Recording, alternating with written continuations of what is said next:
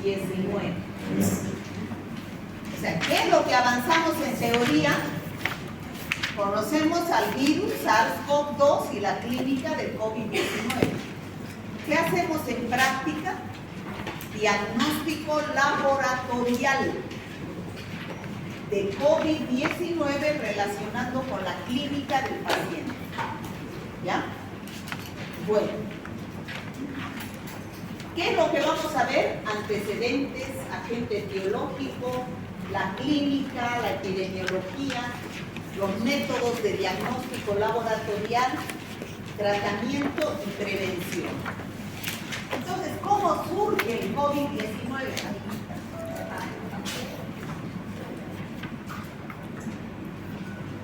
¿Cómo surge el COVID-19, chicos? A ver, niña, ¿usted sabe cuándo ha surgido el COVID-19?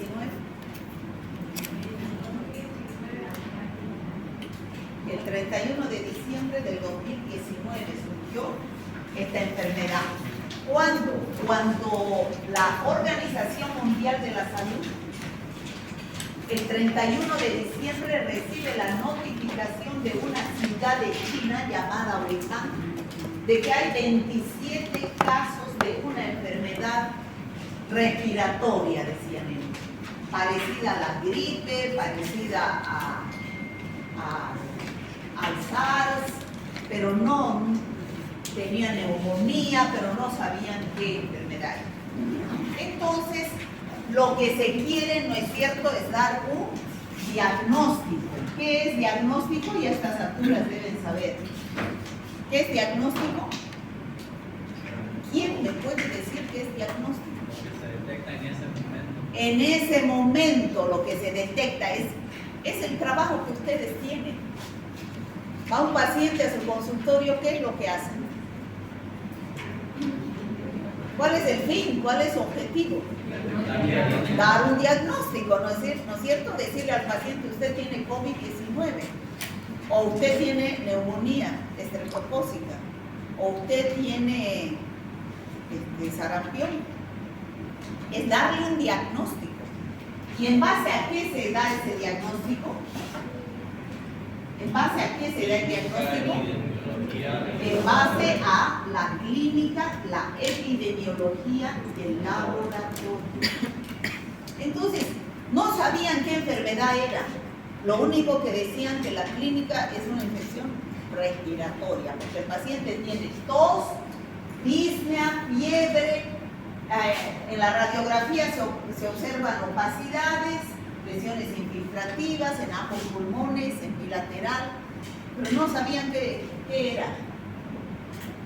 Epidemiológicamente hablando, eso les llevó a la alerta de decir hay surgimiento de un nuevo virus, porque todos los 27 casos eran de Wuhan. Los 27 casos eran de Wuhan, China.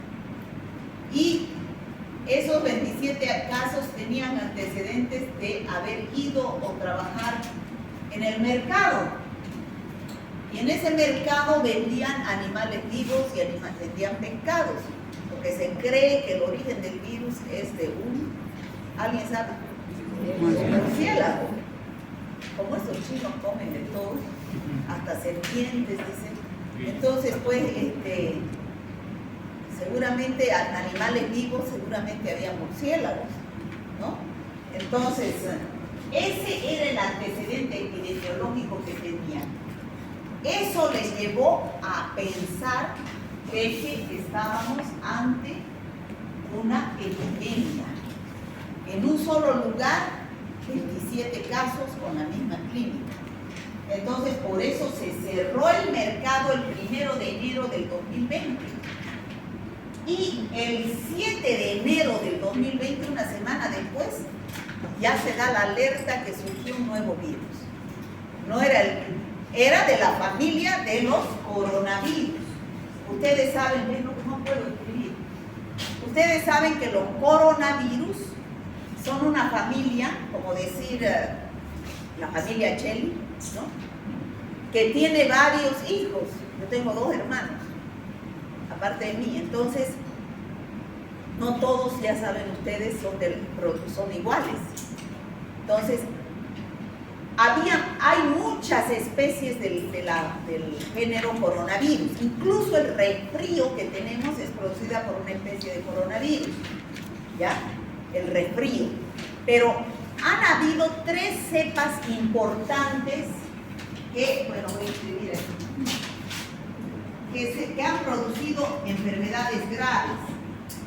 El SARS-CoV, el MERS y por último el SARS-CoV, pero 2, ¿no? ¿En qué año? En el año 2002, en el año 2012 y en el año 2019. ¿Qué quiere decir SARS? ¿Alguien puede decirlo? O sea, saben que el virus se llama SARS-CoV-2, pero no saben qué quiere decir SARS. Síndrome respiratorio. Exactamente, síndrome respiratorio agudo, porque es una enfermedad aguda, severo. Severo quiere decir que es una enfermedad grave, ¿no? Con este SARS-CoV enfermó mucha gente en el Asia, era una epidemia. El MERS es una enfermedad del Medio Oriente, de Arabia Saudita. Y el SARS-CoV-2, que es una pandemia a nivel mundial que surgió en la China, ¿no? Entonces, el 7 de enero ya se supo que era la enfermedad SARS, ya había un nuevo virus. Luego empezaron a surgir, hasta el 21 de enero, empezaron a presentarse más casos. En China, Japón, Tailandia, hasta llegaron a otro continente, Estados Unidos. Todos, epidemiológicamente hablando, eran, los casos primarios venían de la China. O sea, tenían antecedentes de la China, ¿ya? O sea, eran casos importados. Laboratorialmente se hizo el cultivo celular, la PCR, y se vio que era SARS, un nuevo coronavirus, SARS-CoV-N, se lo llamó al principio, nuevo coronavirus. Bueno, empezaron a aparecer a nivel de todo el mundo gran cantidad de casos. El país que mayor cantidad de casos de enfermedad y mortalidad tuvo fue Estados Unidos, ¿no? Empezaron a aparecer gran cantidad de casos. ¿Y cuándo se declaró la pandemia? ¿Alguien sabe? El 12 de marzo. 12 de marzo se declaró, la OMS declaró pandemia. ¿Qué quiere decir? Que hay que aplicar medidas de control. Se aplicó a nivel mundial la cuarentena, ustedes saben, a nivel mundial. ¿Y para qué se aplica la cuarentena? ¿Qué es la cuarentena? Encerrarse, aislarse. ¿Aislarse para qué? Para no saturar el sistema de salud. Porque ante esta pandemia el sistema de salud a nivel mundial no estaba preparado, porque caían cualquier cantidad de casos. Imagínense, Europa no estaba preparado, Estados Unidos. Entonces, por eso fue que se declaró la cuarentena. Imagínense Bolivia. Bolivia no teníamos ni 1000 camas de terapia intensiva. ¿No? El gobierno no se preocupó de la salud. El gobierno se preocupó más de la política, pero no de salud.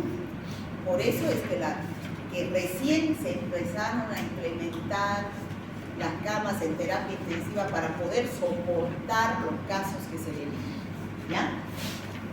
Agente etiológico. El virus pertenece a la familia Coronaviridae, ya les dije, es un coronavirus, Ortocoronavirinae, la subfamilia, y existen varios géneros: alfa, beta, delta, coronavirus, gamma, pero los alfa y beta son los que producen enfermedades en los humanos y en los mamíferos en general.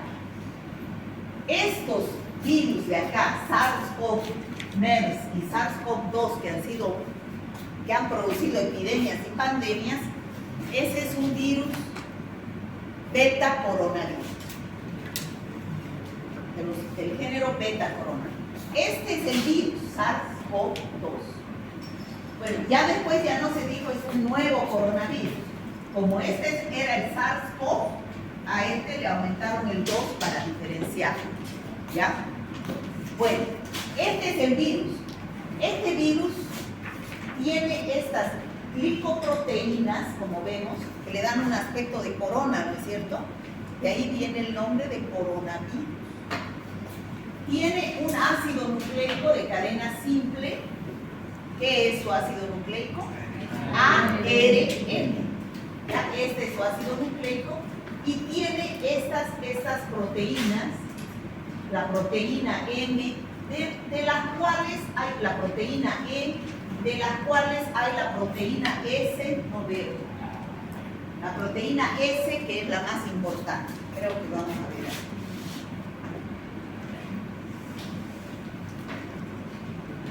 Ahí está. La proteína S. Esta es la proteína que es el punto de, ¿qué se dice? De enlace. No, el receptor. Este es el receptor del virus por el cual se va a unir a las células del ser humano. ¿Cuáles son las células de predilección del virus? ¿Cuáles? El epitelio respiratorio, ¿no? El epitelio respiratorio, el virus, mediante esta proteína S. ¿Por qué se llama proteína S? ¿De dónde viene la S? De spike, en inglés. ¿Qué es spike en inglés? Espiga, en español.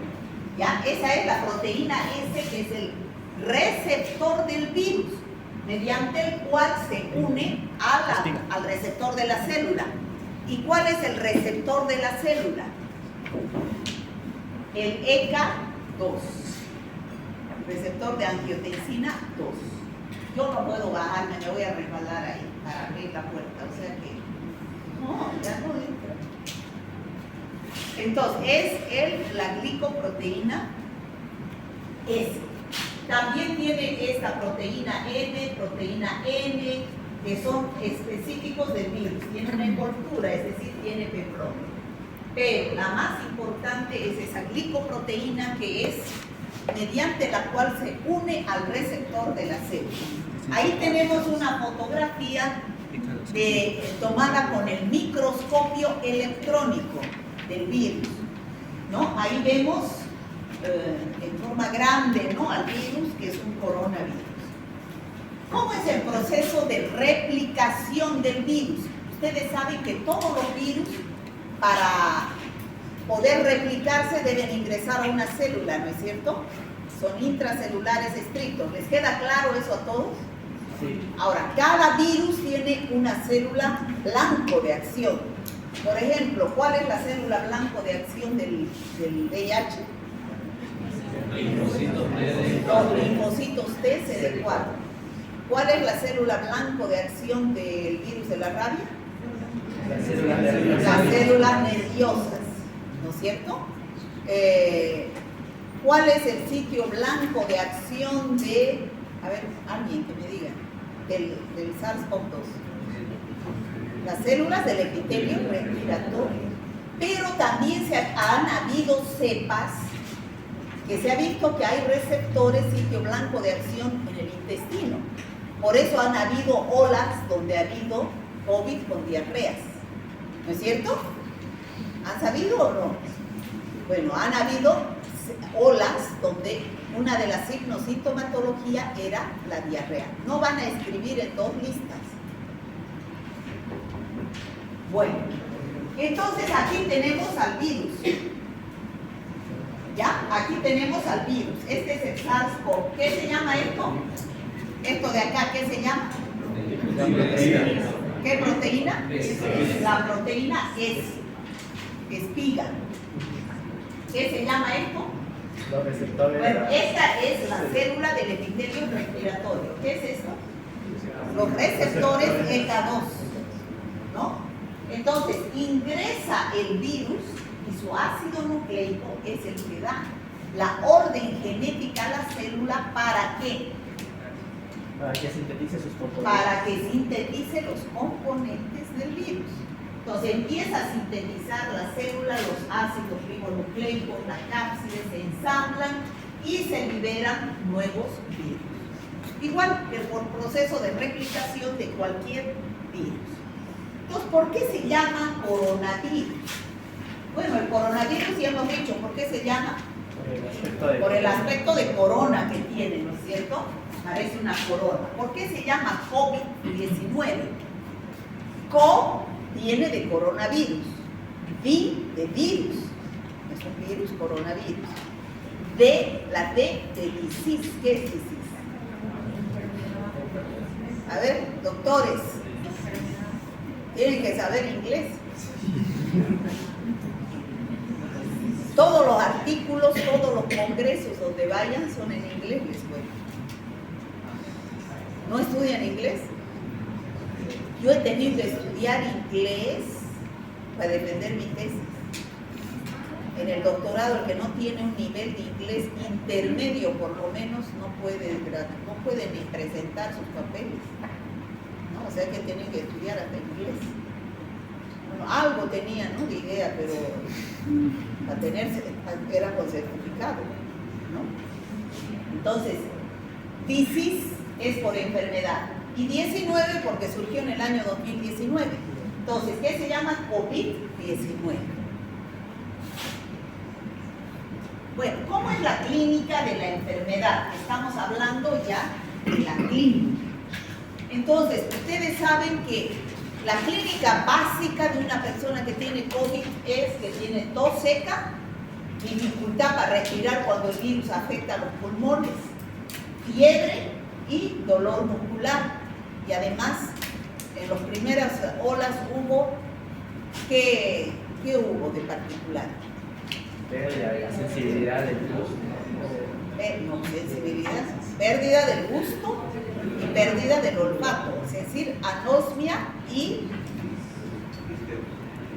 ¿qué se llama? ¿Sí? A ver, fuerte. No le escucho. Disgeusia. Eso. ¿No? O sea, todos tienen que saber anosmia y disgeusia, ¿no? O sea, cada ola ha sido dada por diferentes cepas. Entonces, cada cepa producía diferentes signos, sintomatología. No diferente, pero sí variada, ¿no? Entonces, esta es la pirámide de la clínica del COVID. Cuando representamos algunas características en un triángulo, en una pirámide, ¿qué significa la base y qué significa el vértice? ¿Alguien me puede decir? La base sería lo más básico, por así decirlo. No, la base es la mayoría, ¿no? Como decir, esta es la población y ese es el gobierno y esta es la clase media, ¿no? Como decir eso. Entonces, el 81, hablando de clínica COVID, el 81% de los casos eran asintomáticos o leves. O sea, ¿cuántos de ustedes han pasado por COVID? Clínica o laboratorialmente demostrado. A ver, levanten la mano. Levanten la mano. Nadie. De esta fila nadie ha tenido COVID. Estaban aquí jóvenes. ¿Por qué dicen no? Porque no se han hecho un análisis, ¿no es cierto? ¿O les ha dado negativo? Les ha dado negativo en todos los 2 años de pandemia que hemos tenido. ¿No les ha dado? ¿En su casa no había nadie? Bueno, que cuando en su casa había alguien, ¿se hicieron el análisis?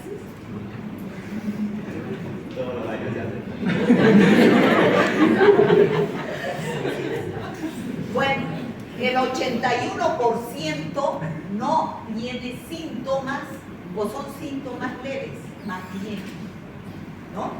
¿Cómo sabemos esto?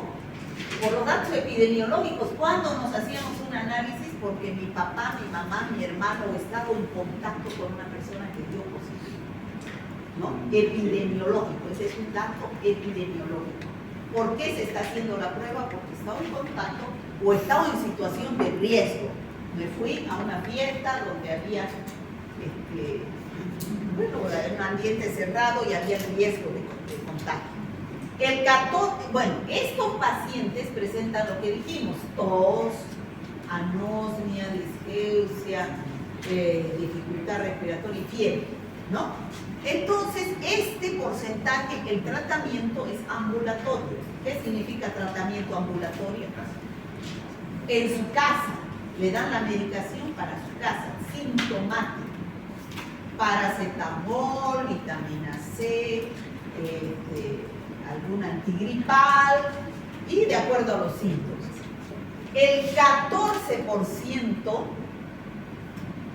ya el virus llegó a los pulmones. Esto es por el riesgo de tener, por tener algún factor de riesgo generalmente. ¿Cuáles son los factores de riesgo?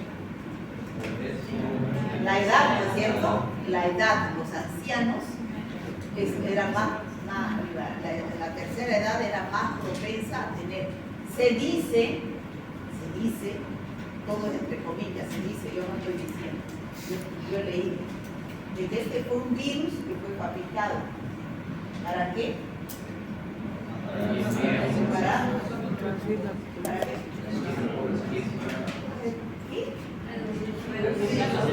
Para reducir la población y sobre todo la población que ya no produce, que son los viejos, ¿no? Se dice, ¿no? Y entonces dirán, ¿y cómo los niños tenían COVID? No, les cuento que no afectaba a los niños. ¿Por qué? Porque ese receptor no tenía el límite. El ECA2 no tiene límite. Entonces, ¿cómo iba a entrar el virus a replicarse? Entonces, así, se dice que es un virus que ha sido fabricado especialmente para los ancianos, porque era una carga para el Estado. Es lo que dicen, ¿no?, los estados socialistas. No es una carga para el Estado. Se dice, no lo digo yo por si acaso. Bueno, ¿qué otro factor de riesgo? Ya, la edad hemos dicho, ¿qué? Enfermedades de base, como la diabetes, la hipertensión, la obesidad, ¿no? ¿Cuántos pacientes obesos han muerto? ¿No? Caía un paciente obeso directamente, era a pasar al 5% que es la terapia intensiva. Entonces, estos pacientes que llegan acá necesitan internación, porque ya el virus llegó a los pulmones. Entonces, al llegar a los pulmones, ya se localizan, ingresan a las células musculares de los pulmones y empiezan a replicarse y se dicen tiene el 20%, el 30%, así decían, ¿no es cierto? Al hacerse la tomografía decían tiene 40, 50, 60, 70% de pulmones tomados. Entonces, al tener pulmones tomados, ¿cómo salía esa placa radiográfica? Normalmente de una persona que tiene los pulmones sanos, ¿cómo debería ser esa placa radiográfica? ¿Blanca o negra? ¿Por qué? Porque lo negro significa que hay circulación de aire, ¿cierto? Y si está con manchas blancas, esos lugares hay infiltración, no hay aire porque hay acumulación de ¿qué? De líquidos, ¿no? Y entonces al haber eso pierde funcionalidad del pulmón y empieza la dificultad respiratoria. Entonces, este paciente ya podía necesitar oxígeno, ya su saturación bajaba. Y al bajar la saturación de oxígeno, ¿qué pasaba? No llegaba oxígeno en cantidad suficiente hacia los demás órganos. Y empezaba la falla. Algunos, 5%, llegaban a terapia intensiva. ¿Por qué? Porque ya directamente necesitaban, para poder respirar, de un respirador mecánico, ¿no? Y al tener un respirador mecánico es un factor de riesgo o no. Sí. ¿De qué? Para contraer la bacteria. Para contraer una neumonía intrahospitalaria. Pero esos pacientes se quedaban mucho tiempo en terapia intensiva, algunos. ¿Por qué? ¿Por qué esos pacientes llegaban a morir? ¿Por el COVID? Por enfermedad, ¿Por qué? Por la infección intrahospitalaria, por la neumonía intrahospitalaria, que eso es lo que los mataba a los pacientes. El estar en terapia intensiva, ya les hacían la prueba de COVID, PCR o les hacían la prueba de antígeno y ya no tenían virus negativo. Entonces morían por sepsis, por neumonía, que se hacía sepsis y falla multiorgánica, ¿no? Entonces, esas son las causas de muerte por COVID. Neumonía, la más importante, por el respirador. Insuficiencia respiratoria, se acumulaban líquido en los pulmones. Sepsis, al haber la neumonía, entonces rapidito se hace sepsis, infección generalizada. Entonces, ustedes saben cuál es la consecuencia de la sepsis. La falla multiorgánica, no llega oxígeno a los tejidos y empiezan a fallar. Insuficiencia renal, infección intravascular. Eso, la infección intravascular con formación de trombos. ¿Cuál es la prueba para detectar? ¿Ah? Los trombos, dímero D. Entonces, a todo paciente con COVID se le hacía la prueba de dímero D, ¿se acuerdan? Y ferritina. El dímero D es para detectar trombos, formación de trombos. Y si se forman trombos, ¿qué sucede? No hay buena circulación sanguínea, ¿no es cierto? Entonces, ¿qué era lo que recetaban cuando el dímero D daba alto? La enoxaparina. La aspirina también, pero la enoxaparina que ponían acá en la barriga. ¿No se acuerdan? ¿A nadie le han puesto enoxaparina en la barriga? ¿A usted? Era justamente eso para evitar los trombos. ¿Ya? Y le hacían también la prueba de la ferritina. La ferritina para ver cómo está el proceso inflamatorio, porque es un proceso inflamatorio grave. Entonces el dímero D y la ferritina es para hacer diagnóstico o seguimiento, pronóstico. Seguimiento, ¿no es cierto? En pacientes COVID es para hacer seguimiento, dímero D y ferritina. ¿Cuáles son las pruebas para hacer diagnóstico? PCR. Eso vamos a ver ahora. Bueno, aquí tenemos al paciente. Este es el paciente, allá está el virus.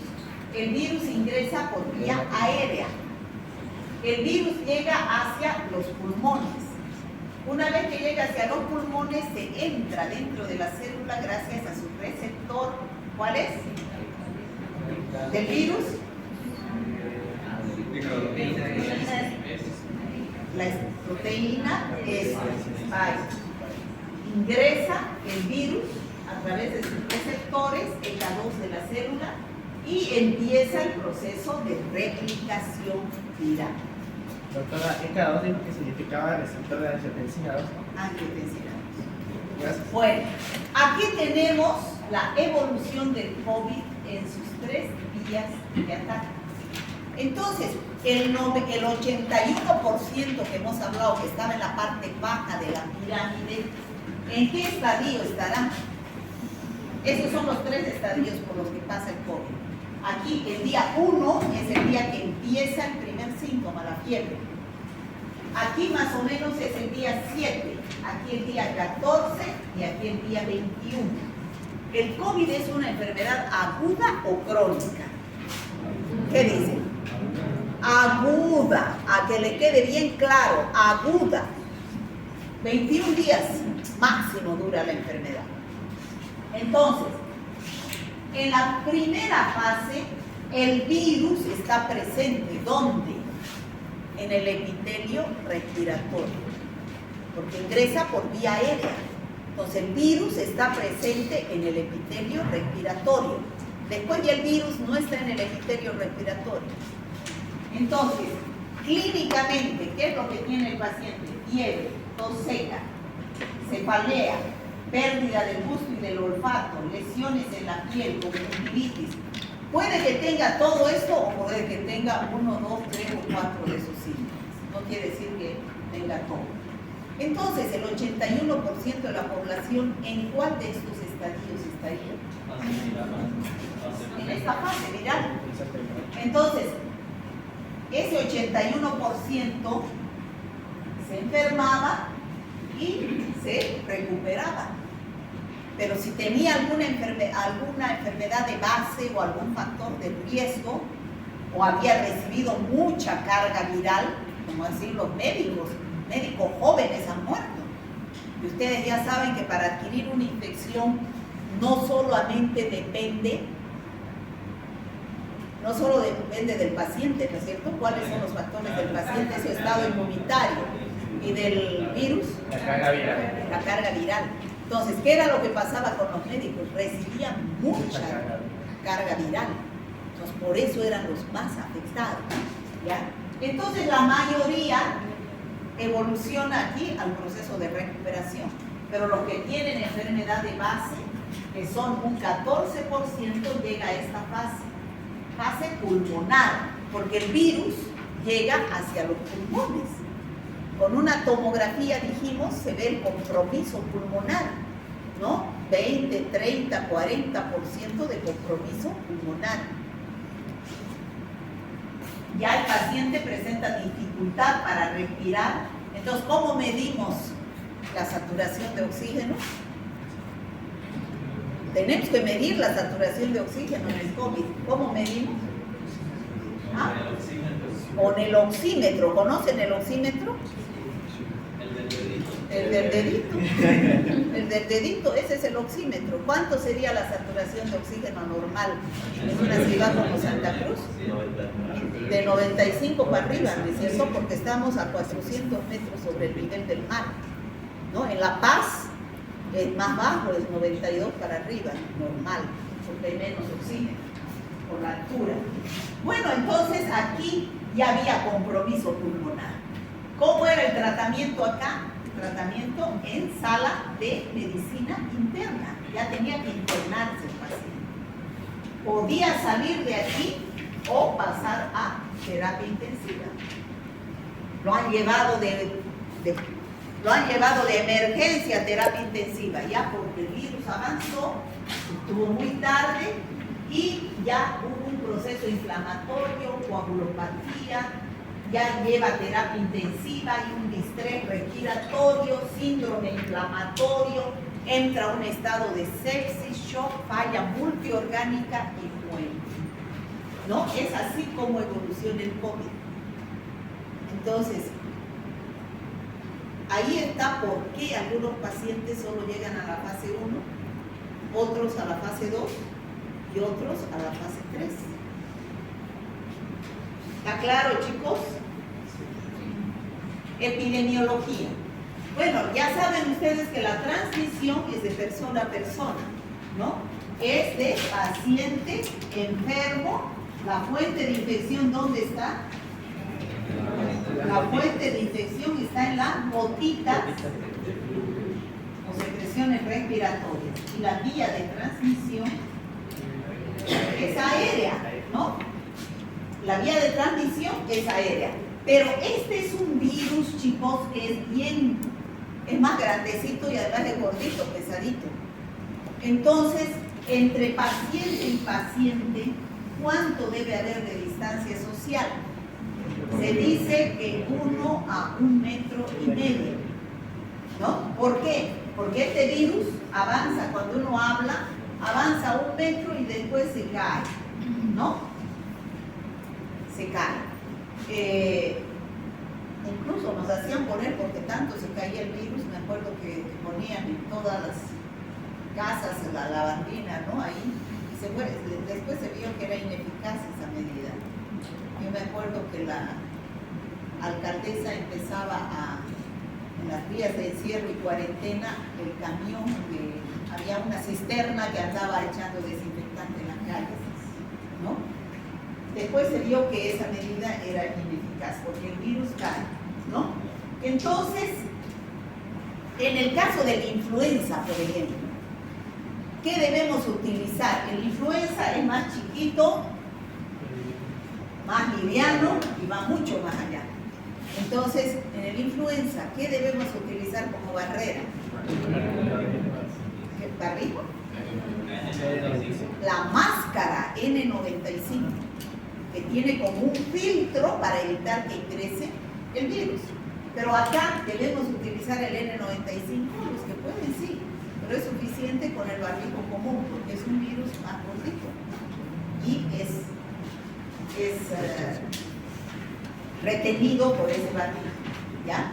Entonces, esa es las gotitas respiratorias. Las personas asintomáticas como ustedes, que estaban infectados, también transmitían la infección a través de sus gotitas respiratorias. Diagnóstico de laboratorio. Esto ya hemos visto la clínica, la epidemiología. Ahora vamos a ver el diagnóstico de laboratorio. Entonces, chicos, en el diagnóstico del laboratorio, hemos dicho que el COVID pasa por 3 etapas, ¿no es cierto? La fase 1, que es la fase viral, la fase 2, que es la fase pulmonar, y la fase 3, que es la fase inflamatoria, ¿no? Entonces, ustedes díganme, el virus, ¿dónde se encuentra en la fase 1? En las células del epitelio respiratorio. Epitelio respiratorio. Dura 7 días, ¿no? Entonces, para hacer diagnóstico de las enfermedades, ustedes saben que hay métodos directos y métodos indirectos. ¿Qué detectan los métodos directos? Al virus o partes del virus, ¿no? Se ha visto su ARN del virus mediante la PCR. Entonces, las técnicas son PCR en tiempo real y ¿qué más? La prueba de antígeno, que es la prueba rápida, ¿no? Prueba rápida, llamada también, su nombre correcto es inmunocromatografía. Inmunocromatografía, ¿no? Entonces, ¿dónde vamos a encontrar al virus? ¿Cuál va a ser la muestra que vamos a tomar? Secreciones respiratorias. Los primeros días el virus, queremos buscar al virus, entonces ¿cuál va a ser la muestra que ustedes van a pedir? Hisopado nasofaringeo, hisopado orofaringeo, incluso el esputo sirve, porque el virus está, ¿no? Pero la mejor muestra es el hisopado nasofaringeo. En cambio, los métodos indirectos, ¿qué es lo que detectamos? Anticuerpos. Anticuerpos que produce el virus. ¿Cuáles son estos anticuerpos? IgM en la fase temprana e IgG en la fase no crónica, porque crónica no hay de virus, la fase de los 10 días para adelante. Entonces, ¿cuál será la muestra aquí?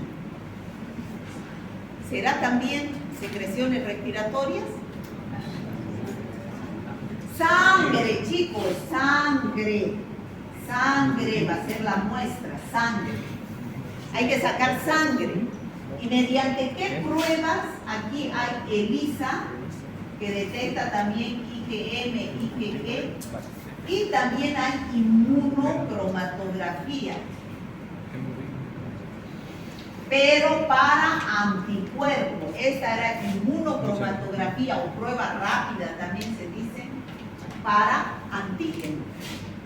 ¿Conocen las pruebas rápidas? Yo creo que todos conocen, se han debido todos hacer una prueba alguna vez. ¿O no conocen? A ver, dígame quién no conoce para que le explique. ¿Conocen las pruebas rápidas? Ya pues, chicos. Es esa que tiene aquí igualito a qué? Al del embarazo, ya les explicó en el SIDA también la misma, pero no es la misma para todas las enfermedades. Se compra inmunocromatografía para SIDA, inmunocromatografía para COVID, inmunocromatografía para hepatitis B, para hepatitis A, o sea, cada uno tiene. ¿Por qué se llama inmunocromatografía? Porque acá tiene una como papel filtro que está embebido. Si es prueba directa, como en la prueba de antígeno, está embebido en ¿qué?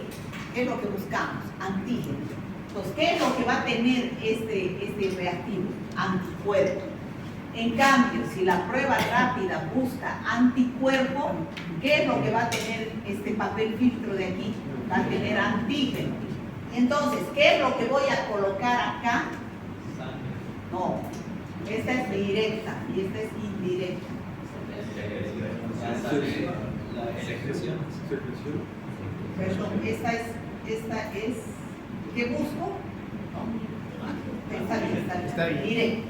Entonces, ¿qué es lo que busco aquí? ¿Qué muestra debo poner aquí? Secreción respiratoria. ¿Y qué tiene la secreción respiratoria? Antígeno. ¿No es cierto? Entonces, va a empezar a correr la muestra y se va a encontrar con el anticuerpo y va a formar una raíz. Lo mismo acá, se va a colocar la sangre. ¿Qué es lo que tiene la sangre? El anticuerpo. Va a empezar a correr y si es positivo, va a formarse una rayita del encuentro antígeno con su anticuerpo. ¿Está claro? ¿Sí? Pero en todas estas pruebas hay un control. ¿Qué es el control? Que nos dice que la prueba está funcionando bien. Entonces, en todas estas pruebas debe haber una línea aparte del control. ¿Se entiende? Si el control no marca, hay que botar esa prueba, no sirve. Estoy informando mal. ¿Ya? Siempre viene con una C. Para todas las pruebas es lo mismo. Sea para Chagas, sea para toxo, sea para Helicobacter pylori, sea para cualquiera. La inmunocromatografía ese es el fundamento. ¿Ya? Bueno, entonces aquí ya les he explicado más o menos el diagnóstico de laboratorio. Aquí, métodos directos y métodos indirectos. Por la clínica, ¿no es cierto? Hemos dicho clínica, epidemiología y laboratorio. Por la clínica podemos diferenciar COVID.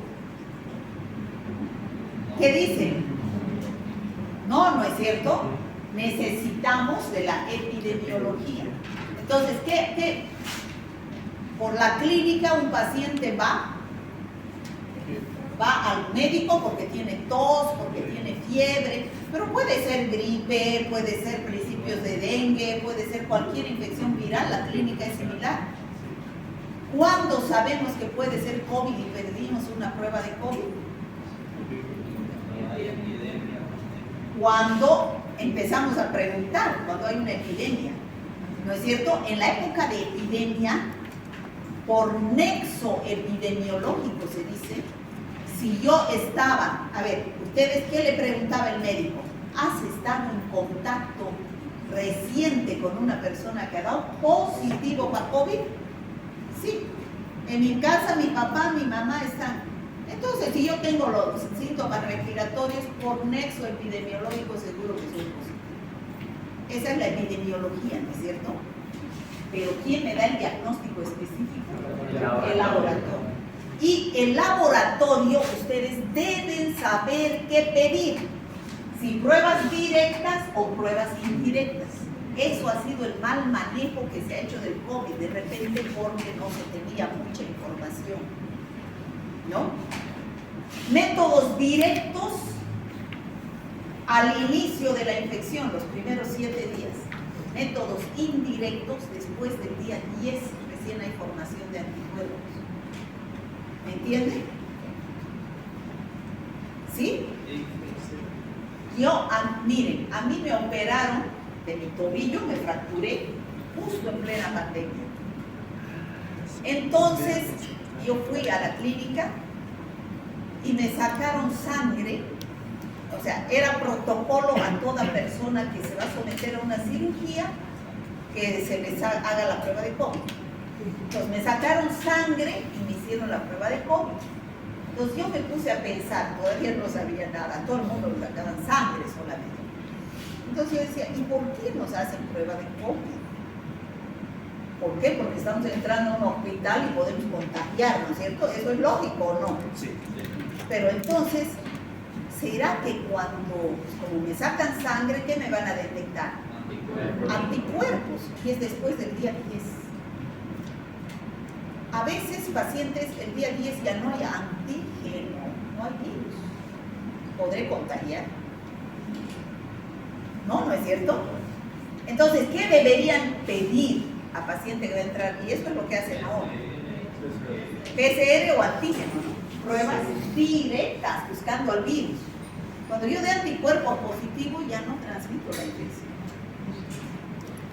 ¿Qué era lo que hacían en la época de pandemia? Como no podíamos ir a los hospitales, estábamos encerrados,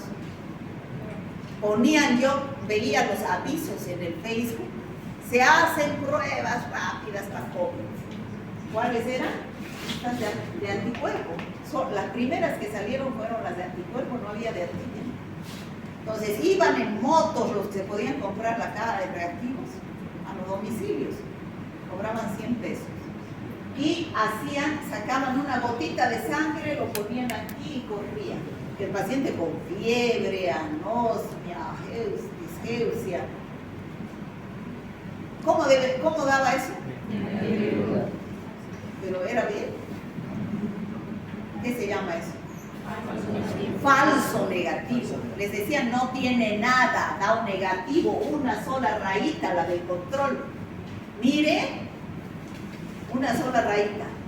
Pero estaba muy mal, porque es un falso negativo, todavía no hay formación de anticuerpos y el paciente está en plena época de transmisibilidad. ¿No es cierto? ¿Me dejo entender? Ya. Bueno, en épocas de pandemia debemos considerar la posibilidad de COVID-19 en todo paciente con fiebre y síntomas respiratorios altos o bajos. En época de pandemia. Por ejemplo, el otro día, a la doctora Arminda, la decana, estaba con gripecita, que eso se hizo, ella se hizo la prueba de COVID. Y salió positivo. O sea, que hay COVID. Hay COVID, chicos. Ella solita fue, se aisló, no vino a trabajar una semana. Y eso es lo correcto. Pero hay COVID, no ha pasado. Solo que ya es una endemia, ¿no? Ya no es pandemia ni epidemia, es una endemia. Bueno, diagnóstico clínico epidemiológico, o sea, paciente con clínica y epidemiología compatible, por ejemplo, tuvo contacto en los últimos 6 o 7 días, se lo asume como paciente portador de SARS-CoV-2, ¿no? Pero por la clínica y la epidemiología, no por el laboratorio. Bueno, la confirmación del agente etiológico de COVID-19, de que no hay pizarra, mal hechas estas aulas también. La confirmación del agente etiológico de COVID-19, el virus SARS-CoV-2, solo puede ser identificado mediante ensayos de laboratorio. Solo puedo decir es COVID, segurísimo, porque le hago una prueba de laboratorio. Y en todas las enfermedades pasa lo mismo, ¿no? Entonces, las pruebas directas son las pruebas que detectan el virus. ¿No es cierto? ¿Le queda claro lo que he explicado aquí? Detectan el virus, las pruebas directas. Esas son las que detectan el material genético. Ya puede ser cultivo celular, puede ser PCR o la prueba de antígeno, ¿no? Del virus. Y las pruebas serológicas son las que se hacen del día 10 para allá. Entonces, detectan anticuerpos, IgM, IgG, que se forman como parte de una respuesta inmune a la enfermedad, ¿no? Esas son las pruebas indirectas, que son ELISA, inmunocromatografía, la quimioluminiscencia también, que incluso la ELISA y la quimioluminiscencia dan cantidad de anticuerpos. Es método cuantitativo, ¿ya? No solamente positivo o negativo, sino esta es la curva, cómo se produce en la parte de laboratorio. Fíjense, aquí está la exposición. El día 0 es el día que empiezan los síntomas. Este es el día 7, el día 14 y el día 20, 21. Se dice que 21 días. El tiempo de incubación del virus es 14 días. O sea, entre 2, 3 hasta los 14. Por eso es que la cuarentena son 14 días. Se podría decir que era 40, ¿no? Pero por cuarentena es 40, ¿no es cierto? Pero son 14, porque ese es su periodo de incubación. 14 días hay que estar encerrado. El primer caso que llegó, ¿ustedes saben quién fue el primer caso que llegó a Bolivia? ¿Por qué se ríen? ¿De dónde? ¿De España? Una señora que llegó de Italia, el virus de Italia. ¿Qué le hicieron a esa pobre señora? La encerraron en un centro de salud. Creo que 40 días. ¿Y por qué la encerraron tanto? Porque cada semana le hacían la prueba de PCR y le daba positivo y no la alargaban. Pero ese PCR, si es los primeros 7 días, el virus está activo, vivo. Se dice que después de los días 7, ese virus se muere. Va a seguir dando positivo, pero ya son restos de virus. Son virus muertos, que no contagian. ¿Ya? Pero eso se supo después. No todo fue después. Bueno, chicos, entonces, uno contagia antes de que aparezcan los síntomas. El día 0 es el día que aparecen los síntomas. Fíjense las pruebas directas. Las pruebas directas es la PCR, que detecta el ARN viral, y la prueba de antígeno, que es la inmunocromatografía directa. ¿No? Las pruebas. ¿Cuándo empiezan a subir? Los primeros 7 días. Entonces, ¿qué deben pedir en estos primeros 7 días, doctores?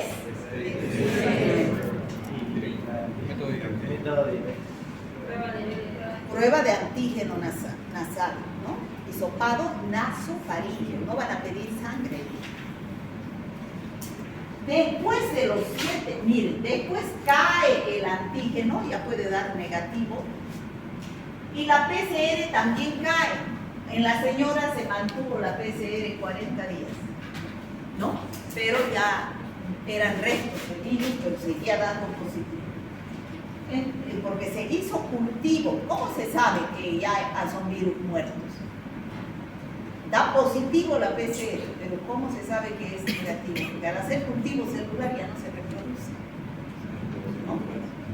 Bueno, igual que la bacteria. Claro. Después del día, a ver, imagínense los métodos indirectos, serología, IgM, IgG, ELISA y todo eso. ¿Cuándo empiezan a subir? A partir del día 7. ¿Cuándo alcanza su máximo esplendor? 10, 14. ¿Yo puedo pedir ELISA en esta época?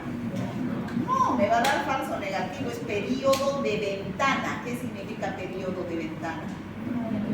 El paciente está infectado, pero no formó todavía anticuerpos. Eso significa periodo de ventana. Hemos hablado de SIDA, hemos hablado de hepatitis. Entonces, fíjense, el primero en subir es la IgM, pero la IgM cae a los 20, 21 días. La IgG es la última en aparecer después de 20 días. Yo pediría una IgG a los 20 días para no gastar en vano. Entonces, la IgG dice que da positivo a partir de los 14 días en algunos pacientes, pero se mantiene positiva. ¿Cuánto tiempo, chicos? ¿Cuánto tiempo va a dar positiva la IgG? donde una persona que se ha enfermado tiene anticuerpos IgG protectores. ¿Ah? Se dice que 3 meses a 6 meses. De 3 a 6 meses. Entonces, si yo me he enfermado recién de COVID, hace un mes, ¿necesito ponerme vacuna? Me haría una prueba. ¿Cuál sería mi razonamiento que debo hacer? A sacarme sangre, hacerme IgG, IgM, y si me da IgG positiva, IgM negativa, ¿necesito vacunar? ¿Por qué? Porque tengo anticuerpos protectores, mejor que la vacuna. Mi propio organismo, como respuesta al ingreso del virus, formó mis propios anticuerpos. Ese es el mejor estado. Está seguro por lo menos 3 meses, ¿no? Bueno, entonces eso es lo que deben ustedes pedir. Pruebas virológicas, RNA y antígeno hasta los primeros 7 días. Puede ser hasta el día 14. Y después del día 10, pruebas serológicas. ¿Ya? Fíjense cuáles son las muestras respiratorias. Las muestras respiratorias pueden ser hisopado nasofaríngeo, puede ser hisopado nasal profundo, puede ser lavado aspirado nasofaríngeo nasal.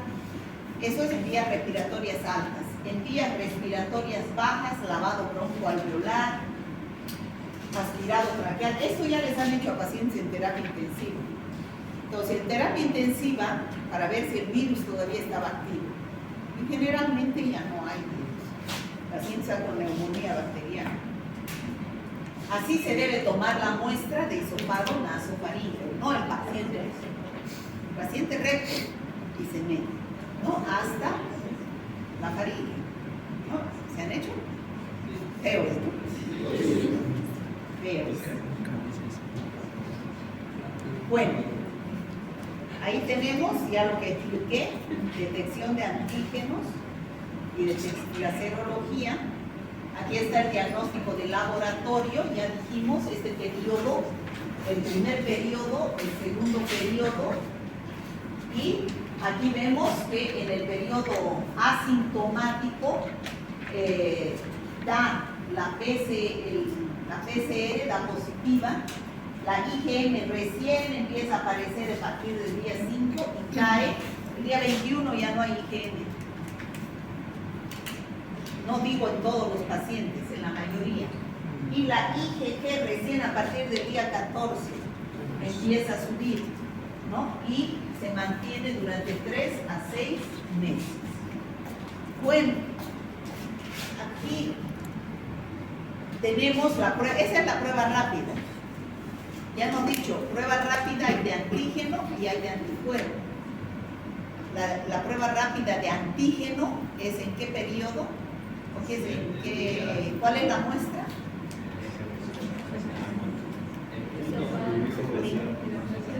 Muestra respiratoria. En la prueba que detecta anticuerpo, sangre. ¿Cuándo pido la prueba rápida de antígeno? Hasta los 7 días. Y la de anticuerpo a partir de los 10, 14 días. ¿Ya? Entonces, esta es la prueba rápida, pero esta es la prueba rápida de anticuerpo, que detecta IgM, IgG. Esto es para explicar lo que ya explicaron. Esta es una prueba rápida negativa. Esta es para anticuerpo, estoy diciendo, no es para antígeno. Esta tira que tiene aquí adentro, viene con su control, viene con IgG y viene con IgM.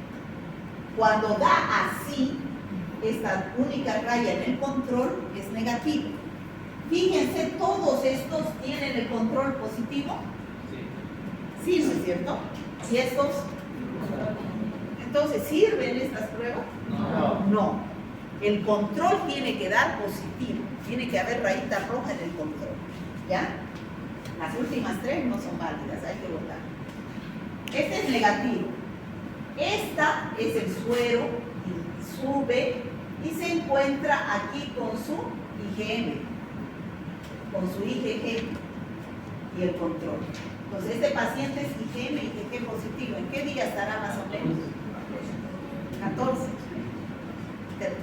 Del 10, 14, incluso 21, ¿no? Este paciente no está en su día en los primeros 7 días. Esto, cuando da así, solo IgG positiva, IgM negativa. Este está ya por un mes del que le ha dado COVID. Este paciente que solo da IgM positiva, IgG negativa. Ese paciente, ¿en qué época estamos? Día 10, a la 14, a la 20, puede ser, ¿no? Que todavía no hay IgG. Bueno, entonces eso sería para... esta tablita, creo, ¿la tienen en su guía esta tablita? Sí. Ya. Esto es para interpretar, ¿no es cierto? Fíjense, lo ideal sería, para saber interpretar, lo ideal sería pedir una prueba directa y una prueba indirecta. Lo ideal, pero a veces no da el bolsillo. Entonces se pide, de acuerdo al criterio médico, viendo en qué época de la enfermedad está, tiene que pedir una prueba directa, pero si se pueden las dos, bien, ¿no? La PCR, ustedes saben que son los primeros 7 días, ¿no es cierto? En todo lo que la PCR da positiva, significa que ese paciente está en los primeros 7 días. A no ser como la señora, que ve todavía positivo hasta los 40 días. Pero ahí hay que ver si da la IgG, IgM, ¿no? Entonces ya está fuera de los 7 días. Bueno, el primer caso, todo negativo. El segundo caso, da la PCR positiva y las inmunoglobulinas negativas. ¿En qué día estará ese paciente? Del 7 para abajo, o sea, es un periodo de ventana. El paciente está infectado, pero no hay todavía sensación de anticuerpos. ¿Está claro para todos? Sí. Ah, ya seguro. ¿Qué hora es?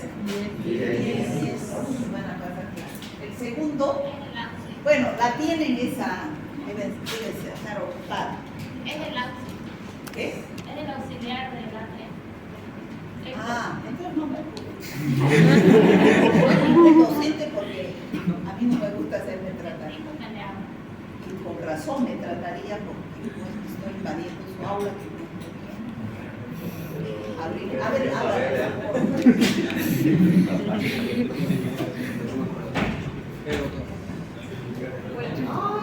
no, el debajo se tiene que apretar. Las dos cosas. Hola. Sigo. ¿Ya? Bueno, entonces, cuando el PCR da positivo, IgM positivo y IgG negativo, ¿en qué fase estará ese paciente? Está en el día 10, 14, puede ser hasta la 21, ¿no? No hay IgG todavía. Cuando los tres dan positivos, o sea, puede ser que este paciente, como la señora, siga dando su PCR, pero también la IgM y IgG da positivo. Entonces esa persona ya está en el día 10 a 21, ¿no? Esta persona, PCR positivo, IgM negativo, esto es medio raro, porque generalmente da PCR e IgM, quiere decir que está en fase temprana de la infección. Pero ¿qué pasó aquí? Puede ser que este paciente esté en la fase final de la infección, por eso le ha dado IgG positiva, y que esté reinfectado. O sea, que después de 2 meses vuelve a infectarse. Y ¿ya? puede ser contagiante, ¿no? En este caso. Claro, puede. Mientras tenga el virus en la nariz, puede contagiar si son los primeros 7 días. O sea, hay que evaluar, ¿no? Pero pueden que sean virus muertos también los que están dando positivo. Todo hay que evaluar, pensar en qué periodo está. Este PCR negativo, IgM positivo, este está en el día 10, fase temprana. O puede ser falso negativo para PCR. Este da negativo, este es el mejor estado. ¿Por qué? estar curado, ¿no? Ya está en estado de recuperación. Tratamiento, chicos. El tratamiento, no existe tratamiento para el COVID. ¿Qué es lo único que se da? Tratamiento sintomático. Se han probado antivirales, como el Remdesivir, el Lopinavir, Ritonavir, pero con los casos clínicos que se han hecho, este es un caso clínico donde a un grupo, caso clínico de caso control, ustedes saben cómo se hace, ¿no? Deben avanzar en metodología, de años. Los estudios de investigación se hacen en dos grupos, ¿no es cierto? Eso se llaman caso control, los grandes laboratorios farmacéuticos para probar un medicamento, si funciona o no funciona, ¿cómo hacen? Dividen en dos grupos. A uno le dan el medicamento y al otro grupo le dan el placebo. ¿Saben lo que es placebo, no? Le dan pastillas de maicena. Nada, ¿no? Entonces van y los van haciendo seguimiento a cada uno de los pacientes. Eso hicieron con el Remdesivir, que era carísima la ampolla. Costaba 1.500, 2.000 bolivianos la ampolla. Eso se daba para evitar la replicación del virus. Con el placebo se vio que había una tasa de mortalidad de 11.6 y con el Remdesivir 8. No había mucha diferencia, ¿no es cierto? Entonces es muy limitada su acción. Era este el protocolo de tratamiento y creo que no ha variado. Antigripal, ibuprofeno, aspirina. Bueno, eso para los síntomas. Ibuprofeno es antiinflamatorio, aspirina para evitar coágulos, omeprazol para proteger el estómago, vitamina C, vitamina D, zinc, omega 3 para aumentar el sistema inmunológico, ¿no? Si existen síntomas respiratorios, si el paciente está entrando en neumonía, dar antibiótico, acitromicina. Bueno, también en pacientes que están con proceso inflamatorio a nivel pulmonar se da corticoide, pero es de muy doble filo. El corticoide es excelente, antiinflamatorio, pero también baja las defensas y sube la presión en pacientes hipertensos. ¿No? Se da dexametasona o prednisona. Bueno, eso es el corticoide. Bueno, y la recomendación, y el plasma. ¿Se acuerdan que a todo el mundo pedían plasma?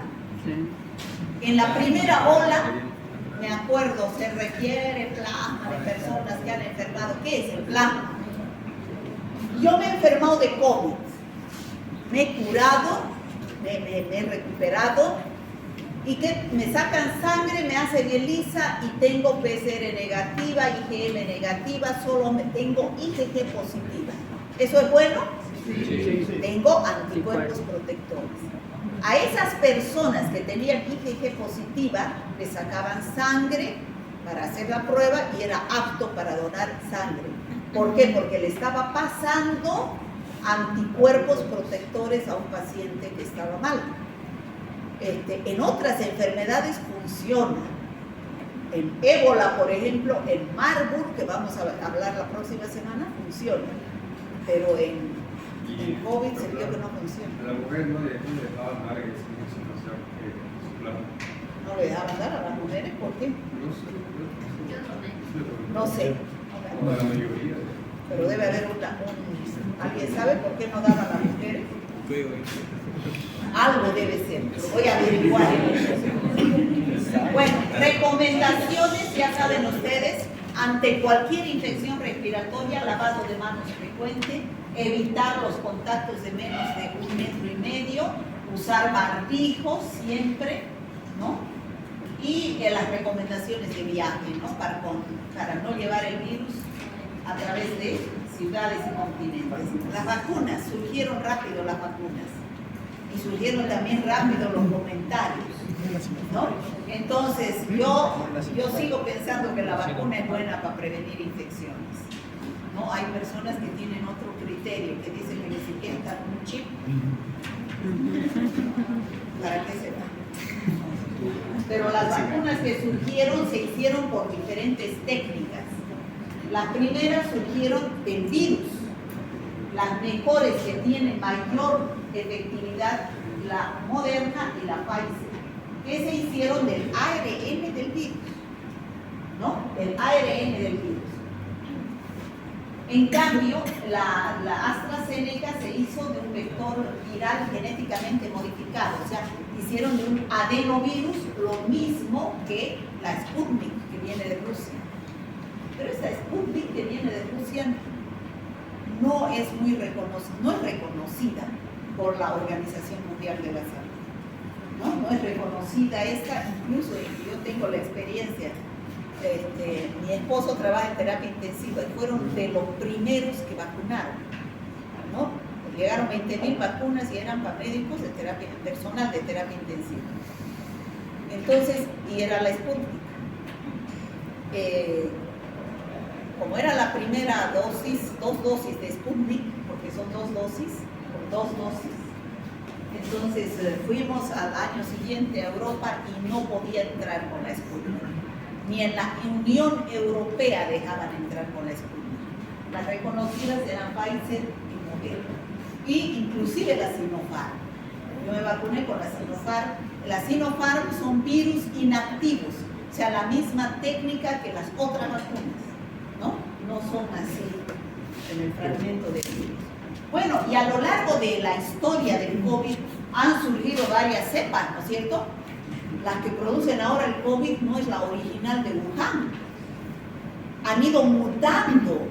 Han aparecido la cepa de Brasil, que es la P1, la de Manaus, ¿no es cierto?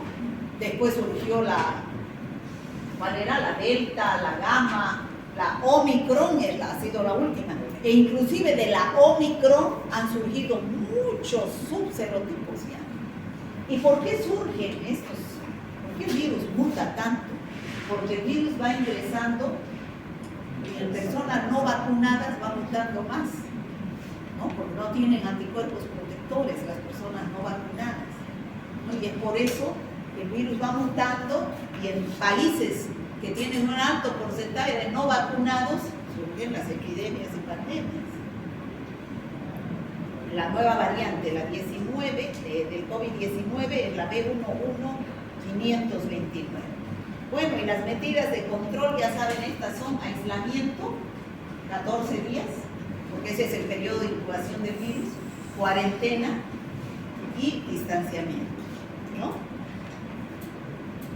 Bueno, esa es la situación actual, que ya no es tan actual. Y eso. ¿Está claro, chicos? Sí. Les he dado las fechas de exámenes, ¿no? Sí. Ya, por favor, socialicen a los que no vienen a clase. ¿Socialicen? ¿Ser social? ¿Sí? Yo digo que los niños no tienen ECA 2, O sea, no tienen tantos receptores. a partir de que la podría planear. Ay, eso no sé. ¿Qué poner? Eso, de mí usted, no tengo idea. Para que Pero los pediatras no tenían trabajo.